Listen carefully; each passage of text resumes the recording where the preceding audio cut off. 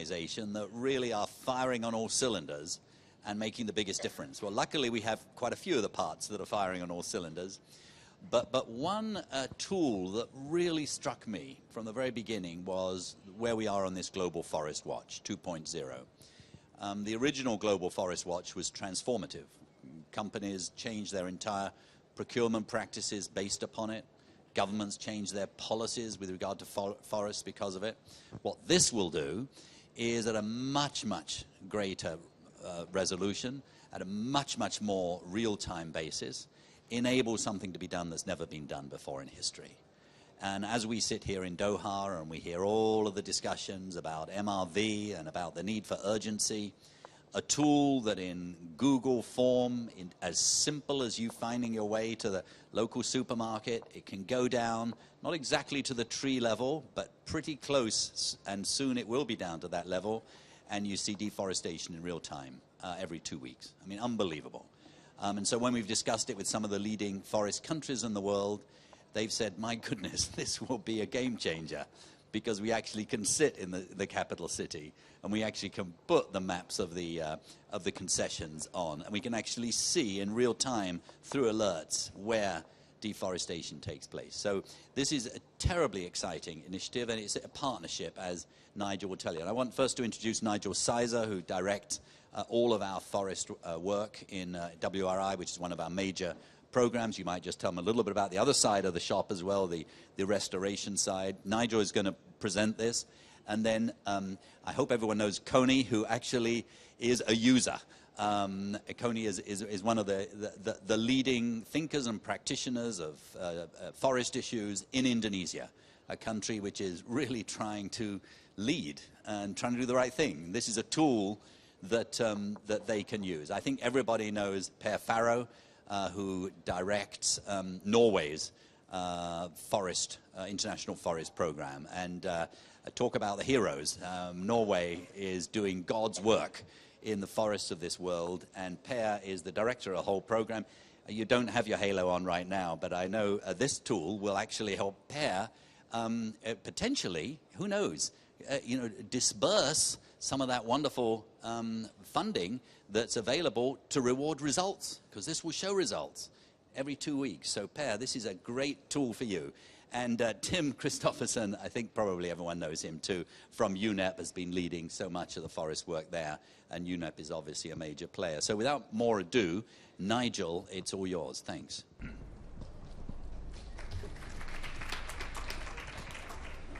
Well, thank you very much, Andrew, and I'd also like to thank the US Department of State for organizing this space and their tremendous support so that we could all be here today, and thank you for the wonderful introductions.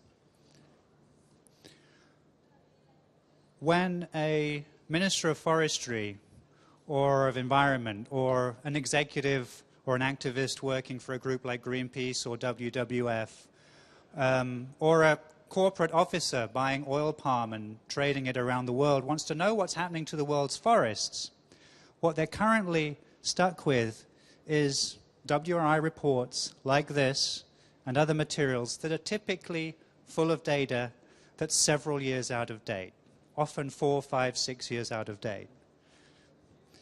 The forest data in these reports is often inconsistent between countries. It's highly technical. It's difficult to interpret and understand. It's very expensive to produce and replicate. And this, in turn, leads to serious issues with forest governance.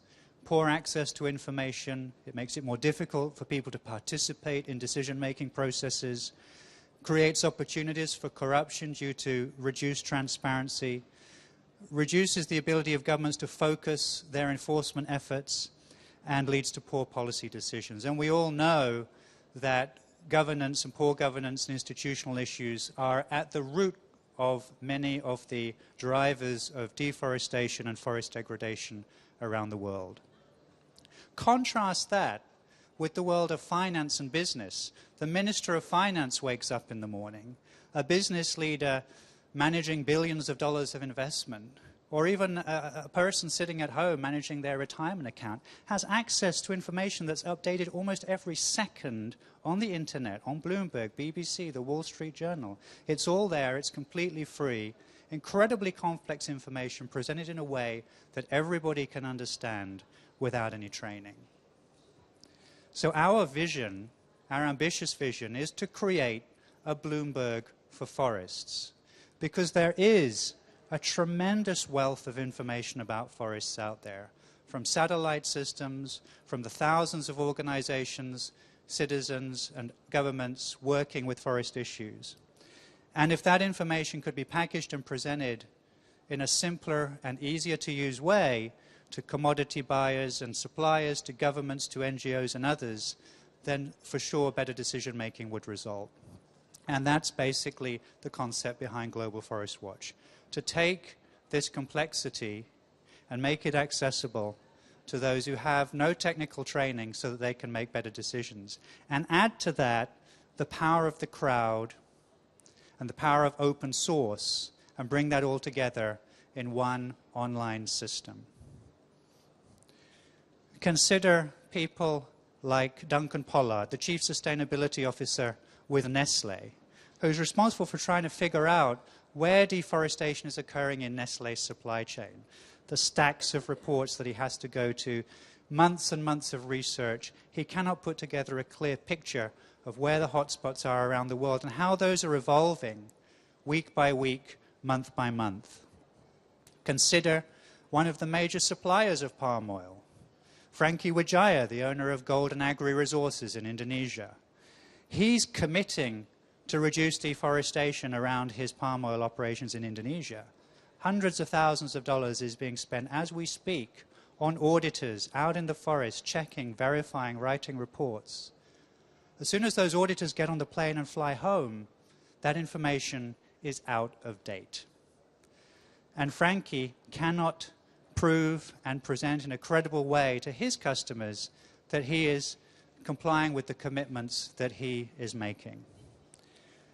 Consider Per Farrow, who's joined us here today, managing Norway's payments for performance system. He needs, as Andrew said, a credible source of up-to-date, independent information in a timely way to support that payments process across many countries at the national scale and potentially at the sub-national district municipal scale as well. And Pat Coney, who's in charge of supervising how Indonesia is doing, implementing its forest policies, basically, and trying to improve Indonesia's information and monitoring of forests. Hard to have a clear picture of what's going on across that whole country. So that's basically the vision for this. These are these people that I've just shown you are the primary users, the priority audience for this. And we're starting with them and what they need and working back from there to build this system. The commodity buyers and suppliers with commitments to deforestation-free supply chains, the governments who want to better focus their enforcement efforts, the donor agencies, the watchdogs, the media, and the academic community who want to do more real-time analysis to better advise policymakers and understand the dynamics behind forest loss. And the good news is that the technology, of course, is evolving very, very fast. Data from satellite systems for remote sensing is becoming increasingly available. New systems are being developed as we speak that are going to add significant additional information. The new Landsat satellite, the new Sentinel systems that Europe is launching, the new radar-based systems that Canada is going to make freely available to the world. And our ability to manage and analyze that information using cloud computing has expanded tremendously, and the cost of that analysis has dropped. And of course, we can share the information in ways that we never before thought possible. So we have pulled together a growing partnership, open to many more partners to join, that for the first time tries to pull all of this together. So Google, the Center for Global Development, Esri, the world's leaders in GIS software and online GIS, Scanex, Russia's leading remote sensing provider, the University of Maryland, Amazon in Brazil, who've been pioneers in application of these technologies in the Brazilian Amazon, UNEP, and a number of local partners such as Global Forest Watch Canada, OSFAC in Central Africa, and so on. And what I want to show you today for the first time is what this incredibly powerful system looks like, and show you a series of screenshots from the site. And if any of you would like to stay around afterwards, I can give you a live demo on my laptop, assuming the wireless connection holds up. So what we have here is a very simple, carefully designed home page which allows you to upload your own information, crowdsourcing, analyze the data in the system, and explore the world and stay updated month by month. We go to the countries page, we can visit Indonesia, and instead of seeing something like this, which is an awful WRI table of forest data from the World Resources Report some years ago, almost unintelligible, and instead of seeing something like this, which is the best we've done until fairly recently, a sort of clunky interface that allows you to download reports and data tables from the internet and a little tiny map up in the left-hand corner. Instead of that, you go to this, an interactive map with a time slider along the bottom which allows you to see when and where deforestation is occurring. And a series of, we're zooming in now, and a series of simple pull-down menus at the top, which will gradually expand as more information becomes available, that allow you to pull up where are the logging concessions, where are the oil palm concessions, where are the protected areas, and so on. So there are the oil palm concessions, and we can zoom in to the Kampar Peninsula area of Sumatra.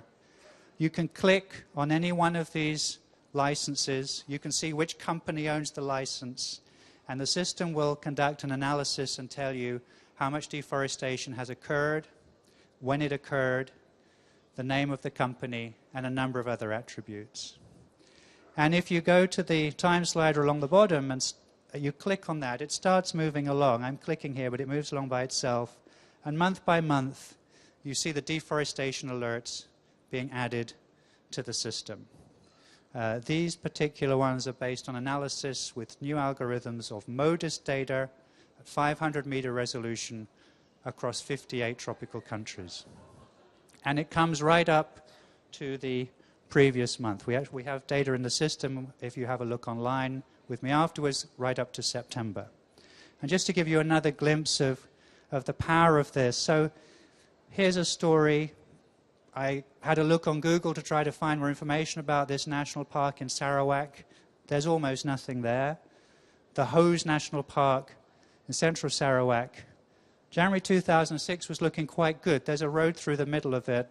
By March 2011, we start to see some significant clearing happening along this road, and look how quickly it expands.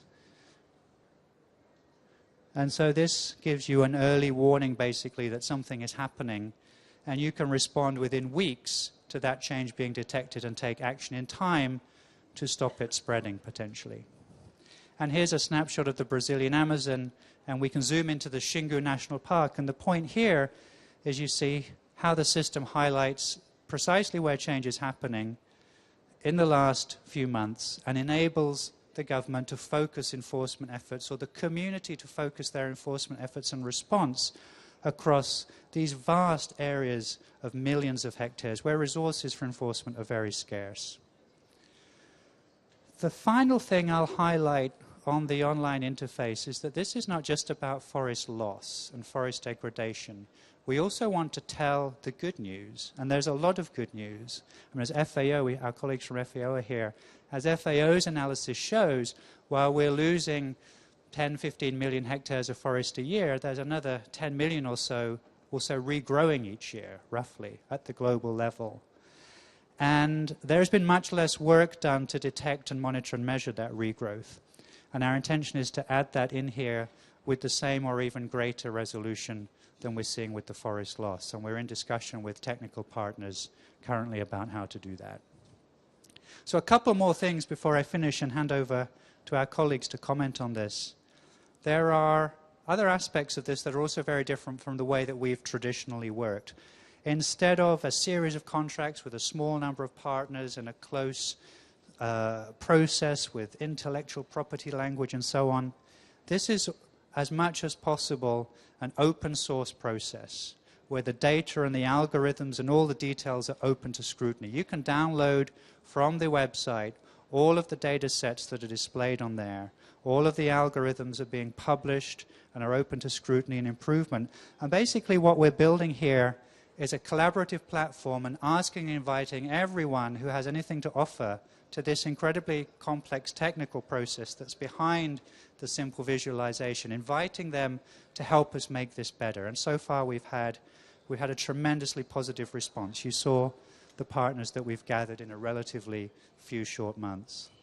And in addition to the remote sensing and other data sets that we were able to put into the system, the crowd is another part of this that's extremely important. There are thousands, tens of thousands of organizations, hundreds of thousands of concerned citizens around the world who know a great deal about what is happening in the forests near to where they live. And they really care about that.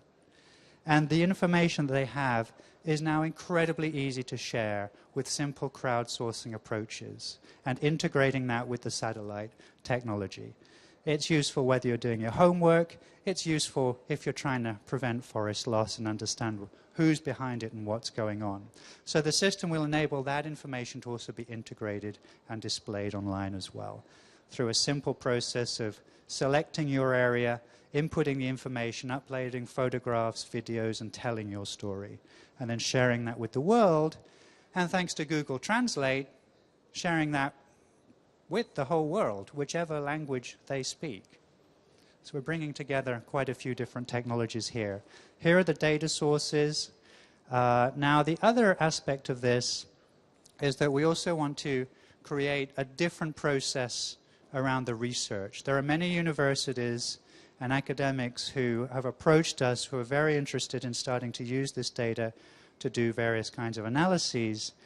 And we're creating an online platform within this to enable them to collaborate and share that analysis as it develops, so that that is also available to everyone as quickly as possible and helps to support improved policy making and advice and so on. So the results of this, we hope, once it's completed, once it's launched, is the information is much more easily available in near real time. It's accurate and trusted. It's consistent. It's free of charge for everybody. Crowdsourcing and the bottom-up process is integrated. No training is required, and the data sets are integrated, enabling analysis of the drivers and causes of forest loss or forest regrowth. And that, in turn, leads to improvements in the fundamental governance conditions that determine whether forest is managed well or not. Access to information, participation, addressing issues of corruption, improved enforcement, and better policy decisions. We're going to be launching this in the first half of 2013 for public use, and we very much welcome anyone here, anyone who's interested in partnering and helping to support this effort, to join us. All you have to do is send us an email or visit our website and let us know that you'd like to do that. So I will stop there. Thank you very much. And I'll hand it over to Pak Koni from the Office of the President in Indonesia, who will share some of his perspectives on this. Thank you very much.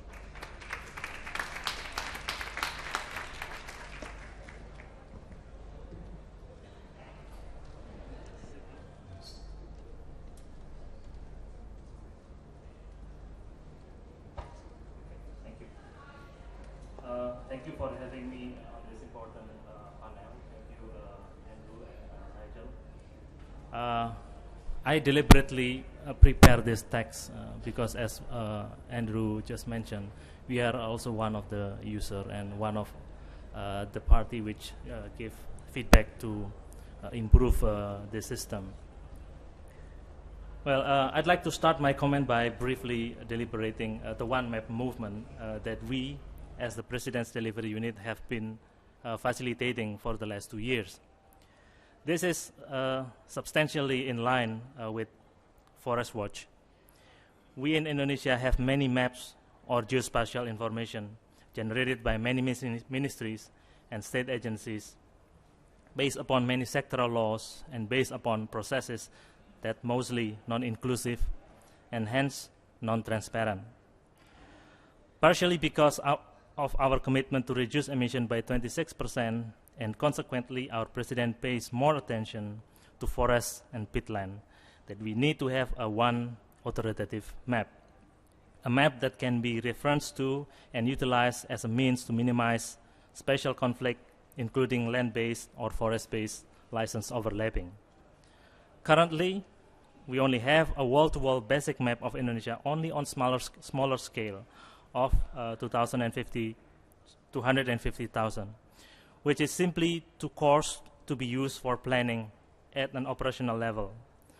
More operational scale map of 50,000 is available only around 70 to 80% of Indonesia with various quality, various state of seamlessness. Consequently, an acceleration to achieve a wall-to-wall basic map at the operational scale of 50,000 is of high importance. We then push hard on the One Map Indonesia, which is currently becoming a movement, meaning that the process to achieve that map is inclusive, participative, and transparent. Participatory mapping undertook by many community-based organizations, NGO, local, national, or international alike, campus, research center, individual, including indigenous area map, is now has a home in One Map movement. The adoption of indigenous area map as one of the sources to improve the quality of our basic map of Indonesia is a new phase within the course of our development practice. Metadata derived from the participatory indigenous area map are actually instrumental in accelerating the process of achieving basic map at the operational level. During a panel last night, I was asked whether such a movement can be sustained after the support from the current presidency ceased by the end of 2014. Can the process be continued knowing that the current president will not be there to provide the leadership of this governance improvement? My answer was, it is because that our underlying approach in facilitating this movement is inclusive, participative, and transparent, that we are sure that the initiative will be guarded and scrutinized by the ultimate mandate holder in a democratic system, which is the people. During the past 2 years, we in President's Delivery Unit, as well as in the National Red Plus Task Force, relied very much on the participation of all relevant stakeholders in supporting our works. A mechanism of participation in improving the map supported by IT system is already installed and operational, which gaining supports and buy-ins from many parties. So, it is like a snowball that once it's rolled out, it grows bigger and cannot be stopped. That is how we manage the One Map movement. Coming back to Forest Watch, WRI had once provided us with the result of the prototype of these tools in August or September last year. The tools provide us with data and information on events of forest cover change within the forest and peatland moratorium area. We did use the data and information to guide us on a number of field verification missions done by local CSO and teams from ministries and state agencies, as well as research center from prominent universities in Indonesia. Not only that the field verification provided us with feedback to improve the moratorium map as well as mapping standard within our One Map movement, it allows us to provide WRI with feedback to improve their algorithm. And we are very happy to learn that that prototype is now becoming a very good and useful tool with a very nice interface. So we see this as a very strategic and powerful tool that can be used by the public to provide us with feedback on improving our map, which ultimately assists us in better managing our forests and peatland and reducing emission. We will very much in a position that these tools has to remain independent, easy to access, and be used by the public, meaning that people on the ground in Indonesia can also be comfortably use it without any barrier, for example, language barrier. The last time I saw this Forest Watch software or tools was last month, whereby the language translation feature wasn't there. Yeah, so my prepared text is actually not up to date, I'm sorry. The credibility of an online tool such as Forest Watch is its independency and its user-friendly quality. We are more than happy to continuously provide you with feedback to further improve the capability of the tools. Thank you. Congratulations to the launch of Forest Watch. Thank you very much, Pat Kearney. Now, Per Farrow will share some comments, and Per does have to leave in a few minutes, so we'll forgive him for getting up as soon as he's finished speaking. His minister is requiring his support. Thank you. Thank you for that, and thank you for inviting me to this exciting presentation. Thank you also to Andrew for his always gracious introduction, though I would claim that we are not heroes, we are sponsors of heroes, and these are the real heroes. WRI has been a very active voice in the general REDD+ discussions over the last few years. With Global Forest Watch, we feel that they add a new dimension and hugely important element to their effort. In our view, the Global Forest Watch can provide valuable tools for helping to address some of the key challenges for REDD+ implementation that have materialized after first years of readiness work and early REDD+ actions on the ground. Despite impressive efforts in many countries, there is still a general lack of reliable forest change data, especially in the tropical region. These data are of fundamental importance for the development of systems for MRV for REDD, and we have highlighted and will continue to highlight that MRV is one of the three most fundamental issues on REDD+. Well, 3 or 4 most fundamental. Significant efforts are being made to improve this situation, but it is evident that a lot more will have to be done. Global Forest Watch 2.0 is a potentially groundbreaking addition to the current efforts for data generation for REDD+. This because of its innovative combination of several key actors and systems and the large scale in which it can be implemented. If implemented successfully, Global Forest Watch 2 can provide a tropics-wide monitoring system using medium-resolution satellite imagery, something that my experts tell me was thought unthinkable by most actors just a few months ago. Global Forest Watch is, however, relevant for more than pure emissions reporting. Another key challenge for REDD+ implementation is that when deforestation events are discovered, it is often already too late to do something about it. The tropics-wide near real-term system envisioned by Global Forest Watch can provide an important tool for detecting large-scale deforestation events rapidly, creating real-time transparency, assisting governments and other stakeholders in enforcing rules and regulations, and thereby preventing unwarranted deforestation events. WRI are already widely recognized for their involvement of local communities and other stakeholders in their projects, and it is evident that this approach will also be taken in the further development of Global Forest Watch 2.0. It is also reassuring to see that the need to make the system accessible and actionable for REDD+ countries themselves is taken into account in the project. Clearly, there are challenges related to a project of the scale and ambition that this one has. Besides the purely technical challenges, there are also many other elements that will in the end determine the usefulness of the system. The fact that many countries operate with widely differing forest definition is one such challenge. The fact that REDD reporting is still being negotiated under UNFCCC is another. However, as the guidelines and guidance for MRV for REDD+ is being further refined by the UNFCCC, and as practical experiences on REDD+ implementation are being harvested through early action by several actors, we see Global Forest Watch 2.0 as a very promising and very timely initiative, which could significantly increase our ability to both implement REDD+ and document the effects of doing so. We're looking forward to following the further development of the Global Forest Watch 2.0 effort. With great enthusiasm from our side, we will do what we can to support WRI and its collaborators in ensuring this initiative delivers on its promise and that its value for the REDD cause can be optimized globally. Thank you for your attention.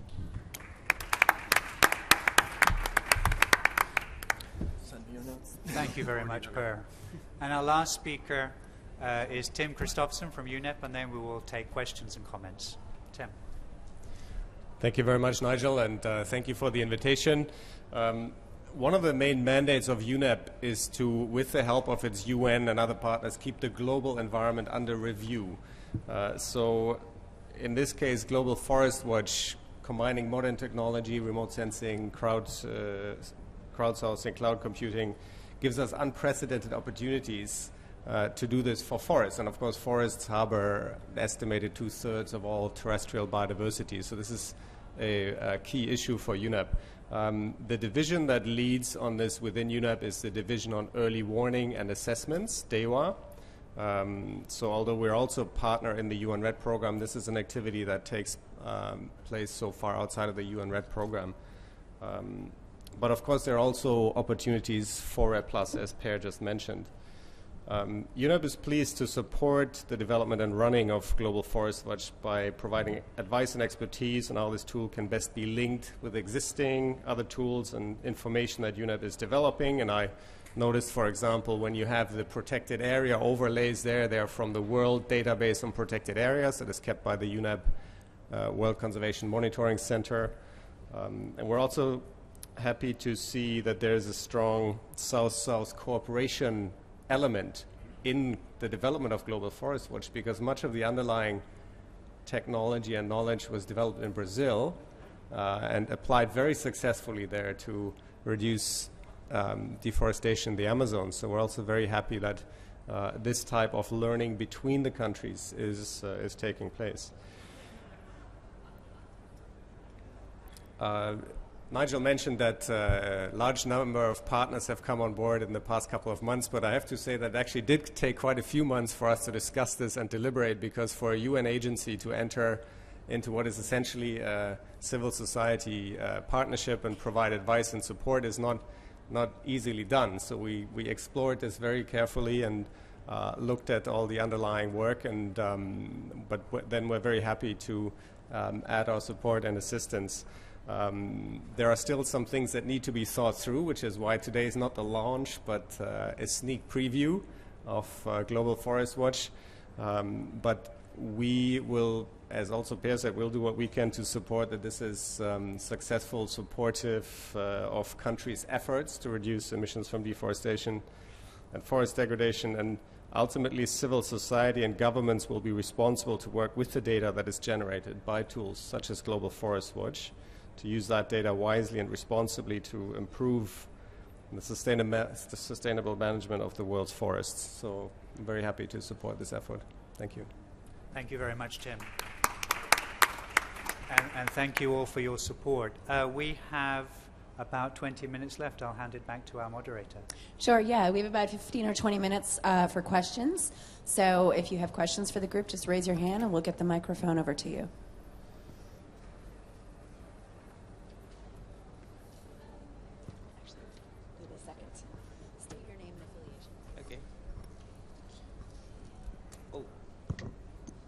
And please identify yourselves if you could. Thank you. Thank you very much. Arif Wijaya, Center for International Forestry Research, Indonesia. I have a couple of questions, but anyway, it's very interesting and encouraging talk. Global Forest Watch is, I guess, will be one of the source, very valuable information about forest monitoring, especially for tropical countries. However, I was wondering, why, for the current version, you still use MODIS data with 250-meter solutions, while at the same time, I know quite sure, maybe Pak Koni can also confirm, that Indonesia, for its national data for forest monitoring, already use 30-meter of Landsat data, Landsat sensor. And also, the tools that you have shown, maybe I missed maybe the updates or whatever, but I saw only the information about forest clearing, but not forest degradations, yeah. Which is, in my opinion, or based on current studies, also one measure of carbon loss, and also quite interesting and quite important to be analyzed. Yeah. Thank you very much. Thank you very much. Let's take a bunch of questions and then do them all together. Hi, Jonathan Woodley from the Jakarta Post. I was just intrigued by your comments from UNEP about the problems that you have, or the hurdles that you have to overcome in terms of the relationship that this has with civil society. Forgive me, I thought that the UN was actually a manifestation of civil society, but perhaps you could explain what the obstacles are until you can finally launch this. It seemed from the panel that it's UNEP that's holding things up, so interested to know what those obstacles are and how they can be overcome. Was there another one in the... Oh, okay, let's do one more, three, and then we'll... Let's take Jan, yeah. Thank you. This is very exciting. And we've made so many changes so quickly. When I think that Indonesia hosted the first ever Forest Law Enforcement and Governance Ministerial on September 11, on that fateful day, and we came out with a historic declaration against illegal logging, and how much has changed, including the technology, as Nigel has shared with us. It's quite amazing what can be done in really a relatively short amount of times. I think all governments and all institutions have barriers and opportunities to act. As the head of the Secretariat for the United Nations Forum on Forests, which is all 193 countries, including your own, unless you're from a failed state, in which I'm sorry.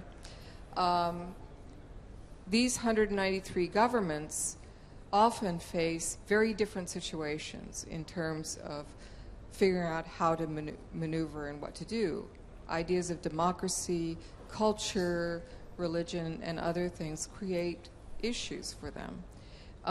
However, having said that, we have seen developments. I've worked with Tim Christofferson when he was with CBD and now with UNEP for many years.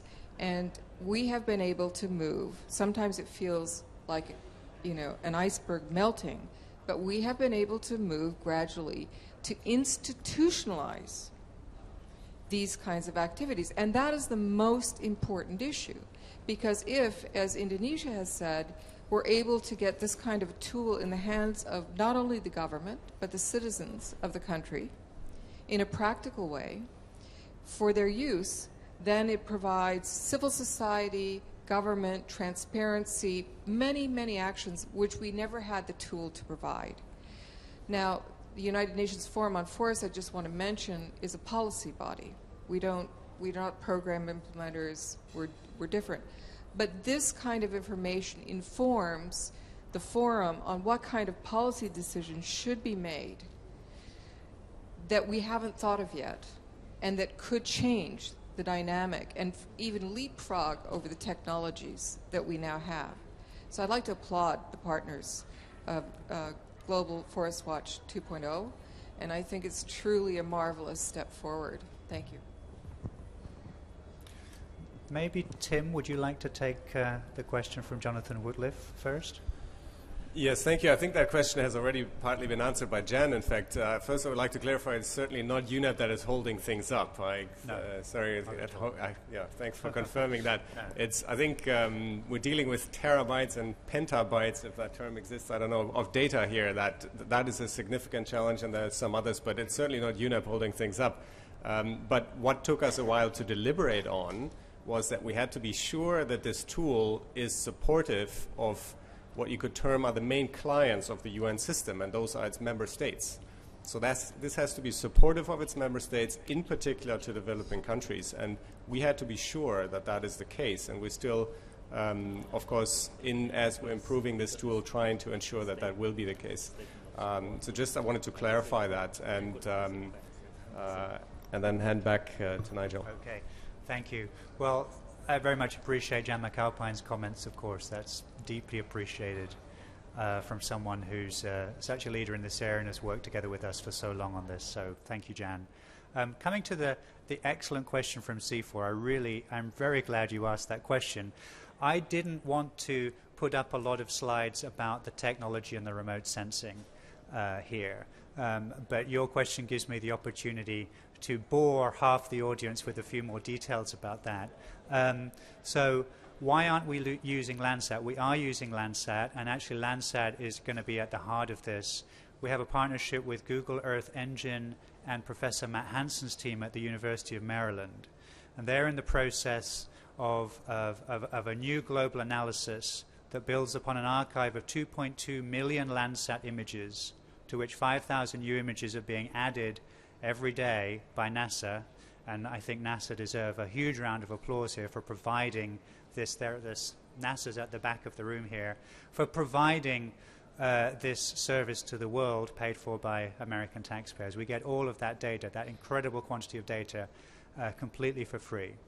And so what that team is going to be generating, and will be part of this when it launches, and we're now in discussion with them about the final details of that, is annual updates, initially 2000 to 2012, at 30-meter resolution of global land cover change for the entire world, differentiating between regrowth and forest loss, so showing not only loss but also regrowth at 30-meter resolution.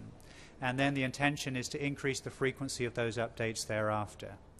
At the same time, we're also working with Professor Hansen's team and seeking support so that he can develop a system of alerts similar to what I showed you here based on MODIS, which will go to 250-meter resolution, to generate a similar system of alerts at 30-meter resolution based on the Landsat archive and new algorithms that he's already been developing and testing.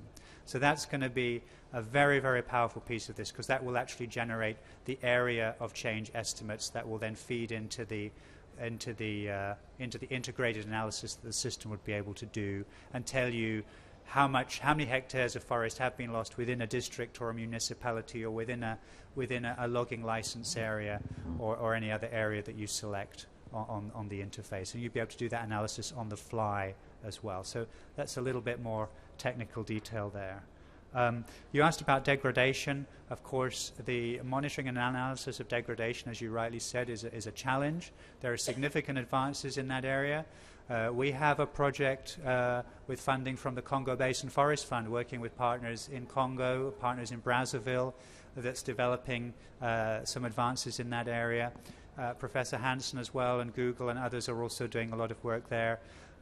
We're optimistic about the potential to add radar-based data to this system, medium to high resolution radar, and there are going to be significant advances in the availability of that data for free over the coming couple of years, which would also enable us to use that to supplement these systems and look more closely at degradation, where that is the prime issue. A huge issue, particularly in Central Africa and other parts, where you detect much less large-scale clearing, but have quite widespread degradation going on. So thank you very much for that question. And we're going to be adding this, as this is going to evolve significantly. The desire is to build a system that will evolve and improve as the years go by. It's a long-term effort. Can I add? Please. Thank you. I'd like to add what Nigel just elaborate to the question from C4. But this is from my perspective, of course, which is coming from a person who is not mastering anything on GIS or satellite analysis. But from what I know, we need to have that medium resolution as a basis for this system, because it's a frequency. Yeah. Because by using a mid resolution, we get it more to the almost real-time situation. Exactly. Yeah. So that is why it is using the medium resolution. Not that it will not incorporate also the high resolution, because when this system also have a feature on analysis, and that is there is a need to have a high resolution satellite image adding to it. Yeah. And for the degradation, this is for me is quite challenging, because coming into a one definition that can be used within the algorithm is also quite problematic. So I sympathize for the system for not be able currently, as we speak, to have that kind of feature. But I do hope that this kind of feature also being included within this Forest Watch, probably 3.0, I guess. Yeah. Thank you. Thank you. All right, I know we have some more questions. We can take 3 more right now. So 1, 2, 3.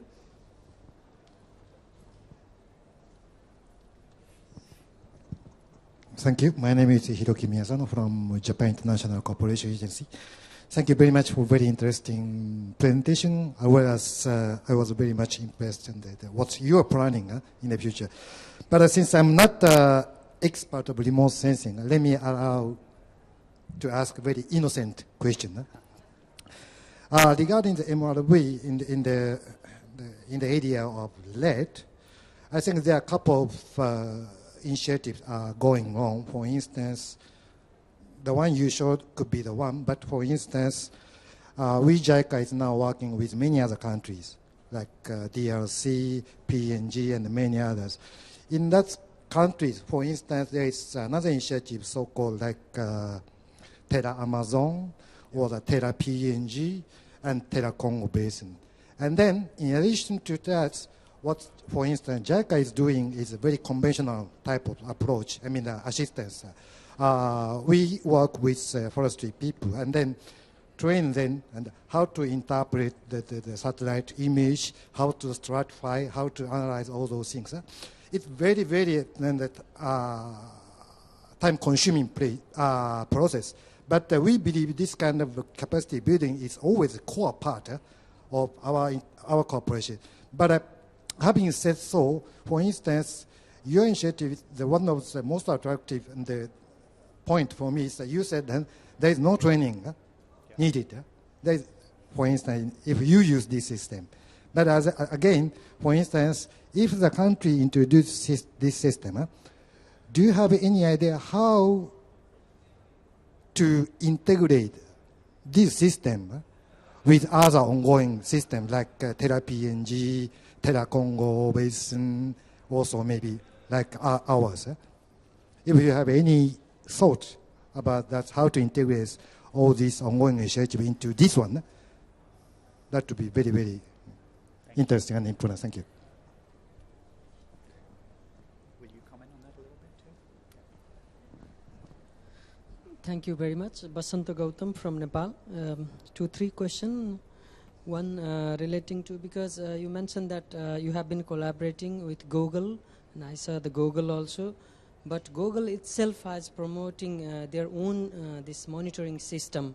So how are you gonna harmonize this forest global this forest watch and the the Google system?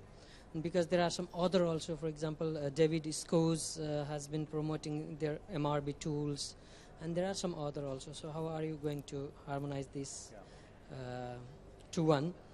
And then second question, monitoring with MODIS data, yes, it's a coarse resolution data, and you mentioned that possibility of in future with radar data also, but I would say without ground truth data, no remote sensing is perfect. So do you have any plan to integrate or to verify with the ground truth data, or for example maybe LiDAR also, which is becoming very, very interesting? And the third question, and relating to my friend from JICA, no training is required. I was quite surprised by seeing your bullet with no training required. In this kind of cloud computing system, without training, like being from Nepalese community forest user group, how can you say that no training is required? I think if it is supposed to be used by the community, training should be organized or capacity building should be organized. Thank you.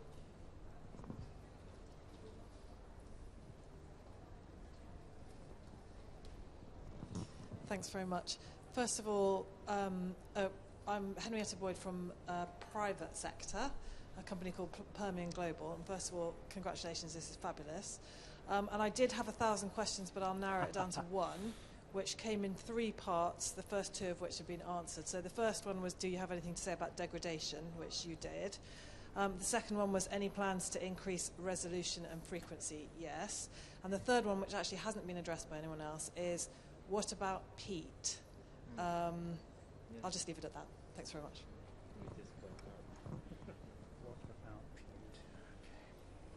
There's one over there. Sure. Where's our... Yeah, I have a question, because my experience is that when you work with the country... Would you like to introduce yourself? Sorry. I am Maria Jose Sanz. I'm working in FAO. And my experience with countries is that the learning process of gathering the data is extremely important. And in that regard, I joined my colleague from JICA, where we are having experiences together supporting countries. And there has been a recent statement by Brazil saying that monitoring, indeed, in Brazil is being reducing deforestation. And I think the important part is that it's being done by Brazil, because that means that Brazil took the responsibility to do the monitoring, to learn, and is using this information for domestic purposes in addition to that. So the capacity building is extremely important. And the South-South cooperation that Brazil is doing, it doesn't get only the technology. It also gets the knowledge about what they learn when they have been doing this monitoring exercise. So my concern with these global initiatives is that you lose this part. You're losing this part, which indeed is a very important part. And I have a simple question for you. Are developed countries also going to be part of this global forest watch? Because I would like to be also transparent myself as a developed country. No, I think so, right? So that would be very nice to know. Well, thank you very much. Why don't I think maybe Tim and Coney would like to respond to parts of that, and then I'll respond to everything quickly and anything that they miss as well. So, Tim, would you like to start? So I think there were some joint elements in the question from Maria and also from our colleague from JICA. I think in the no training required, that should have had a line of fine print saying that if one of the things why I find this so attractive is that I sometimes find it difficult to explain to my family what I do for a living. If I say I go to the climate summit, and yeah, they understand, but then if I speak about the LCA and the second Kyoto commitment period, and you see their eyes glaze over, this is something everybody understands in one sentence, because everybody knows forests, everybody knows Google, everybody knows the internet. So for those people, there is no training required if you have an internet connection. That is in itself a large capacity gap that we haven't addressed. There is no internet connectivity in many parts of the developing world, of course. This is something that hasn't been mentioned, but that we should also mention here. There's no training required for that part of the users. Where there's training required is if you want to work with the data, if you want to ground truth it, if you want to verify it, you need to be or to become an expert. But here it's important that many people in local communities already are experts, because they know their surrounding forests. They know where things are happening, where they shouldn't be happening, so they can already have that capacity and use this tool to either raise awareness about issues or check if something is happening, what is going on there on the ground.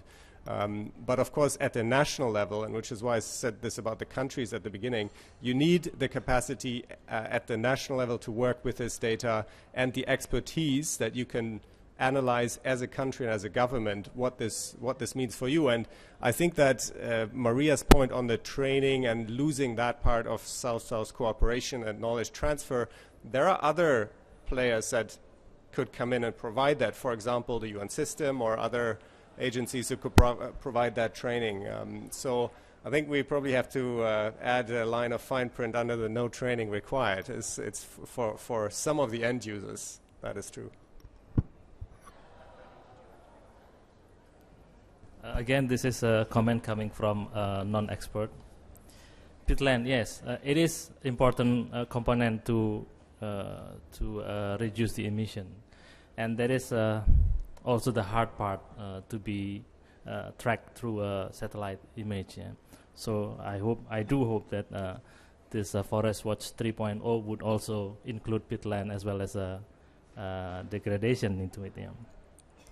But I also have a comment in terms of ground truthing. I think this, as Nigel has mentioned, is actually a crowd sourcing system, yeah, whereby feedback from the users would be very much at the core of the development of this Forest Watch as a tool. Yeah. So if there is so for me, these tools would be used as a way for everyone on the ground to start checking, to start do the ground truthing by himself, by themselves, and then send feedback, whether it is the indicators that coming out from these tools correct or not correct, and by doing so, it's actually giving a good feedback for the system to be more improved. Yeah, that is something that we have done in the past last year. I guess that's my addition. Thank you. Thank you very much. I'll try to address those questions as quickly as I can. And they were excellent points, very important points. And I want to start by stressing how much I agree with the comments from our friends at FAO and JICA and the gentleman from Nepal and so on about the importance of capacity building, and recognize the incredible contribution that their work has made over many, many decades, tens of millions of dollars invested, working particularly with governments and NGOs and independent groups in countries all over the world to build the capacity to understand and act upon information about what's happening with forests. And that is very, very complementary, of course, to what we've presented here today. And that work needs to continue. And we want to engage with and support that work as well. As we've been developing the budgets for this work, more than half of the budget, well over half of the budget for what we want to do with this is not the piece that we've shown you on the screen today, the remote sensing and so on. It's engagement on the ground, it's mobilization around this data so that that supports the process of improving decision-making, changing behavior and so on to better manage landscapes and forests across the world. Some of that directly with governments. We have excellent relationships with all of the governments in all of the countries where we work, and that will continue. We have very senior government official here from one of the most important forest countries, very close relationships across the Congo, Latin America, Russia, Canada, the United States, and so on and so on. And so we're walking through the front door in all of those countries with this and offering it as another input into their systems and offering our support to help them best integrate this with their systems. And it will vary enormously from country to country, I'm sure, how they use this. Now, governments, of course, are not the only people who we want to use this. And what we actually start with here when we look at this is who are the actual key user groups around the world. We start with thinking about what are the drivers of deforestation. It's agriculture, it's major commodity production, it's poor governance, it's market failures. So identifying the key groups of people who are making the key decisions around those various aspects in that context is what develops basically the mandate in our minds for this work. It's the commodity buyers and the commodity producers. It's the watchdog groups who are keeping an eye on what those companies are doing and whether or not they're keeping the commitments that they have made. For example, dramatic commitments recently made by companies like Walmart, Unilever, Nestle, some of the largest conglomerates in the world, to ensure that their commodity supply chains are deforestation free. But they cannot measure and monitor that. And they are saying, we need systems like this. It may not be this system, it may be something someone smarter thinks up, but we need systems to tell us how we're doing. And it's not just about Indonesia, and it's not just about Brazil and the Congo. It's about dozens and dozens and dozens of other countries where they're also sourcing their supplies from, and about which there's relatively poor information, let alone the issues of the timeliness of that information. The no training required, that was an interesting reaction. So one thing that comes to mind when I hear that question is, when you want to search the internet, you turn on Google. I have no clue how Google tells me exactly gives me exactly what I'm looking for. I don't want to know, I don't care, and I'm incapable of understanding how they do that. but I use Google every single day. And so does every one of you, and probably nearly everyone that you work with in all the countries and partners that you're working with. No training required is partly why that is so successful and why so many people use it. There is a very, very small percentage of people out there who are able to use the complex technical systems that require some knowledge of GIS or some understanding of remote sensing and how the images are analyzed and what the constraints and issues are around that. We're trying to do away with all of that for the 99.9% of people out there who have an interest in these issues for whatever reason and would like to have access to that information. Those are our primary audience for this. And that's what we're trying to achieve. That's our vision, and that's what we're doing here. Now, for the technical users, you can download the raw data. All of the raw data in here is available for download, even the enormous data sets that we'll be generating with Google Earth Engine's help and the University of Maryland and others. There will be ways to download that, manipulate it, if you have expertise in GIS and so on. So that's our focus, and that's what we're going to do. You do not need to be trained to use this system. You might want to have an interesting discussion about what does this information now tell us? How should we use this within our country, within our community, to make decisions about certain things? That's the part of it that I think is most intriguing, and that's the part of the process that we want to support and catalyze. The peat, as data sets and information about peat improve, and as there is demand from users to incorporate and integrate that in here, we can do that. Drop-down menu, click peat, which attributes you're interested in.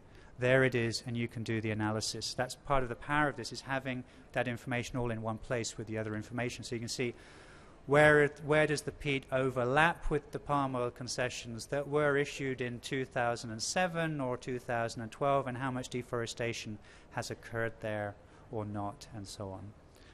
The relationship with Google is a very important one here. There are several other technology providers also involved.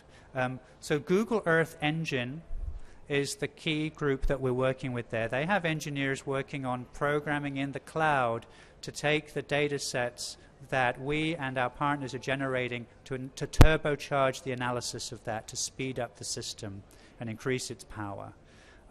They are not generating an interface like the one I've showed you. There's actually a video on our website which shows Dr. Rebecca Moore, one of the top engineers and leaders of this work at Google, talking about how what they're doing supports this and complements what we're doing. And we're working very, very closely with them on that. Are there any, do we have time for any last questions? I think we're out of time. Okay. So could we have another round of applause for our speakers, please? Thank you. And then I want to make I want to thank the audience for coming, and I also want to make a